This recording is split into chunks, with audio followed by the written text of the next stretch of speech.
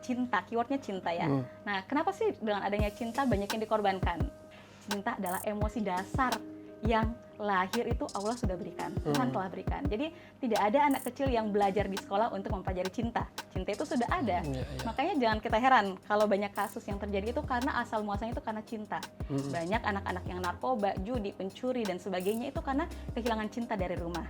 Banyak suami-suami yang selingkuh juga kehilangan cinta dari rumah. Atau banyak juga istri yang melakukan perselingkuhan karena cinta juga nih yang dikejar. Jadi sebenarnya cinta itu dapat terjadi pada siapapun, tidak melihat strata pendidikan, tidak melihat jabatan, tidak melihat usia. Cinta itu adalah kebutuhan dasar manusia. Bertahan itu adalah proses. Kesetiaan itu adalah upaya untuk mempertahankan cinta. Kesetiaan itu akan terjadi ketika ada usaha. Ada usaha dari kedua belah pihak. Jadi rumah tangga itu akan jauh lebih harmonis ketika kedua belah pihak itu bersama-sama berusaha. Namun tidak tertutup kemungkinan ada pasangan yang hanya salah satunya saja nih yang terus belajar.